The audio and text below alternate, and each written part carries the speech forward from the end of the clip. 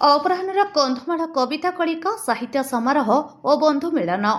स्थानीय सरस्वती शिशु विद्या मंदिर में बालेश्वर दैनिक खबर कागज अपराह्नर कंधमाल जिलास्तरीय साहित्यिक मानकर बंधु मिलन साहित्य समावेश और संवर्धना पर्व अनुष्ठित हो जाइछि।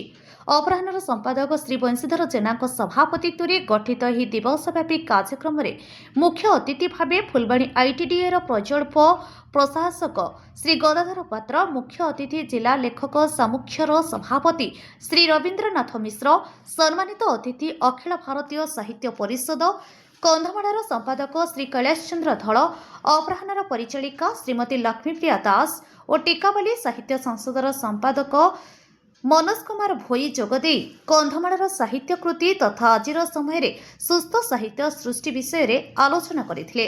अध्यापक निरंजन महाराणा मंच संयोजन कवि असित नंद प्रारंभिक संगीत गान करथिले। जिला संयोजिका बनिता महाराणा स्वागत अभिभाषण प्रदान करथिले। आयोजित एक स्वतंत्र अधिवेशन कविता पाठ को पूर्वतन अध्यक्ष पुण्येन्दु त्रिपाठी उद्घाटन करथिला बेले जिला लेखक सामुख्यर संपादक श्री प्रसन्न पंडा सभापतित्व करथिले।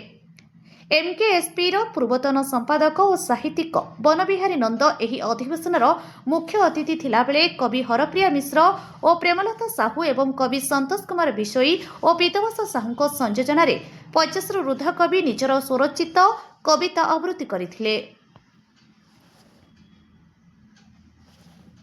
शेषरे जिला प्रतिनिधि क्षीरोद कुमार साहनी धन्यवाद अर्पण करथिले।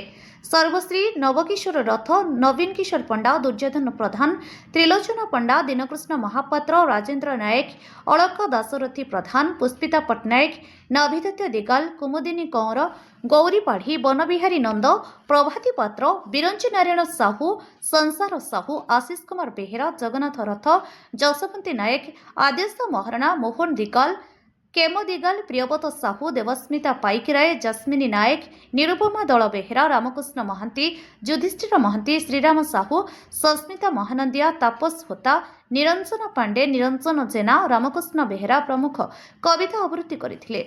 शिशु मंदिर प्रधान आचार्य राजेन्द्र पाढ़ी समेत गिरीश बेहेरा, विक्रम आचार्य, पीतांबर दिगाल प्रमुख सहयोग करथिले। कंधमालରୁ क्षीरोद साहनी रिपोर्ट, अपराह्न लाइव।